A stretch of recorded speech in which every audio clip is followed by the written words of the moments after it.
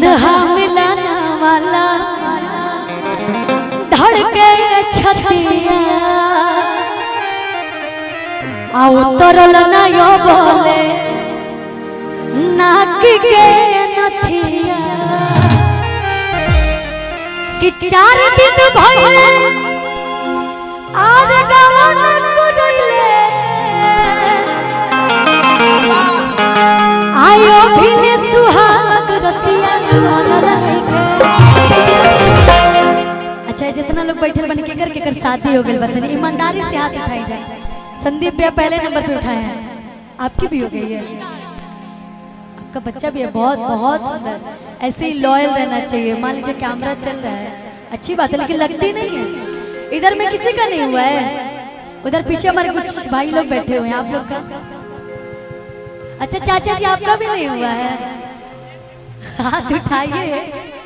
नहीं हुआ है अभी, कैमरा चल रहा है, कहीं घर तक वीडियो पहुंच जाएगी तो फिर हो गया कल्याण आपका। अच्छा किसकी किसकी नहीं हुई है हमारे यूट्यूबर भैया लोग में से आप लोग बताइए किसकी किसकी नहीं हुई है। भैया आपकी हो गई है, हो गई वाह। आप लोग में से नहीं हुआ है, चलिए माता रानी से हम यही प्रार्थना करते हैं कि जल्दी ब्याह शादी हो जाए आप लोग का भी। काहे कि अभी ब्याह शादी से हमको पता है बहुत डर लगने लगा है सभी को, मुझे पता है और ये सच्चाई है। क्या करिएगा, एक की वजह से सभी बदनाम हो चुके हैं।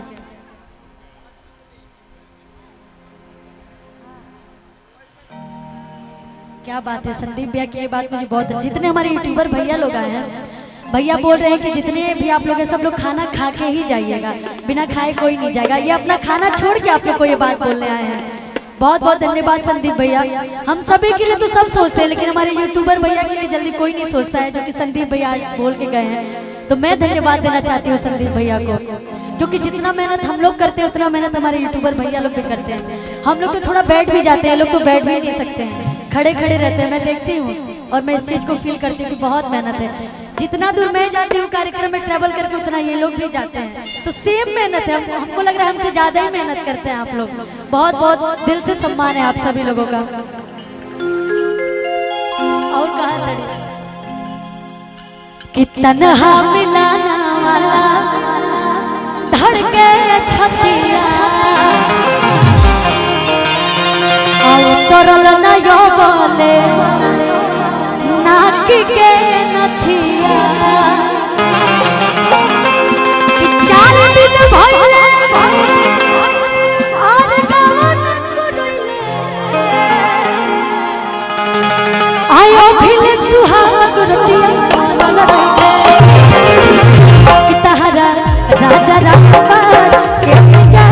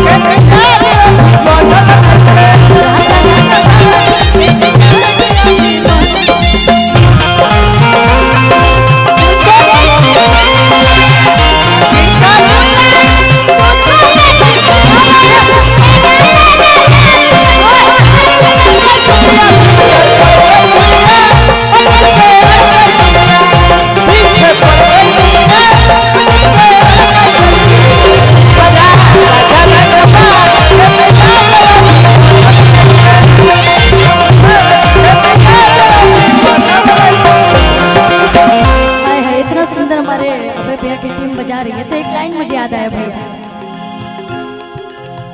लाइन आप लोग लीजिए। मुझे आता तो नहीं है लेकिन मैं फिर भी कोशिश करती हूँ।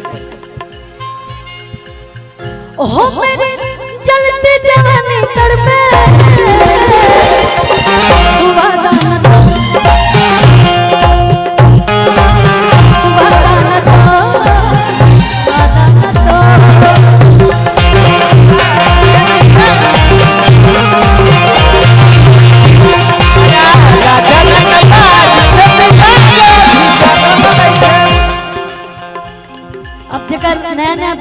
होके ओकर राजा कहा कि तारा राजा रंगबाज के मिजाज अभी बनल लिखे तो उ का कही